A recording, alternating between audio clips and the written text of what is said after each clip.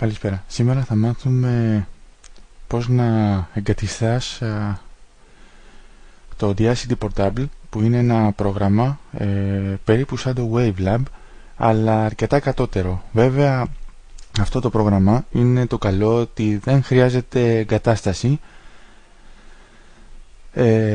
που σημαίνει ότι μπορείς να παίξει από οποιοδήποτε σκληρό δίσκο, δισκάκι, στικάκι κλπ. Πώς θα κάνουμε τώρα το πρόγραμμα? Πρέπει να... θα ανοίξεις το audacityportable.exe που είναι, και εδώ σου βγαίνει ένα παράθυρο που σε καθοδηγεί στο τι θα κάνεις. Πατάς το Next και εδώ έχεις το πρόγραμμα, σε ρωτάει ουσιαστικά πού θα εγκαταστήσει το πρόγραμμα. Πατάς το Browse και επιλέγεις τα έγγραφά σου.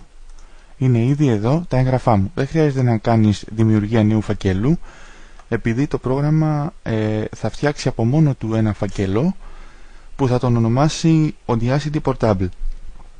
Εσύ το μόνο που θα πρέπει να κάνεις θα είναι μετά να ετοιμάσεις το πρόγραμμα για τα MP3. OK, πατάς OK και Install.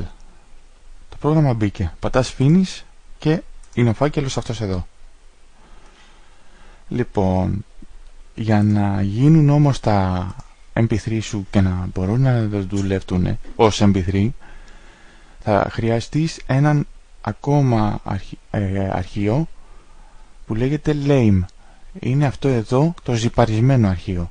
Ανοίγεις το ζυπαρισμένο αρχείο, επιλέγεις όλα τα αυτά και τους κάνεις extract. Τα κάνεις extract σε οποιαδήποτε επιφάνεια, ας πούμε στα έγγραφά σου πάλι. Τα κάνεις extract, του λες extract, μπήκανε, και τώρα σου έχει βγει αυτός ο φάκελος. Ανοίγεις αυτόν τον φάκελο, κάνεις, επιλέγεις όλα τα αρχεία και του λες δεξί κλικ αντιγραφή ή αποκοπή, ό,τι θέλεις, δεν σε νοιάζει. Εγώ του κάνω αντιγραφή. Μετά μπαίνεις στο Audacity Portable και μέσα βλέπεις τρεις φακέλους, το APP, Data και Other. Πατάς APP. Μέσα βλέπεις το φάκελο Lame, είναι ο φάκελος που μας ενδιαφέρει. Πατάς το Lame, το αρχείο, εντάξει, το text είναι αυτό που σου λέει ότι εδώ να βάλεις τα αρχεία του Lame και τα λοιπά για να κάνεις MP3.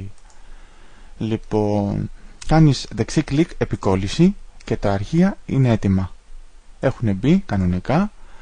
Επίσης θα σου έλεγα να κάνεις δεξί κλικ αποστολή προς επιφάνεια εργασίας, δημιουργία συντόμευσης, ώστε να μην χρειάζεται να ανοίγεις κάθε φορά το Audacity Portable όταν θα θέλεις να επεξεργαστείς το πρόγραμμα.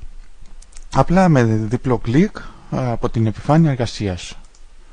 Κλείνουμε τα έγγραφά μου, δεν χρειάζεται, και περνάμε στο επόμενο βίντεο, που είναι πώς θα φτιάξεις MP3. Τα μεγάλα MP3 πώς θα τα κάνεις μικρότερα.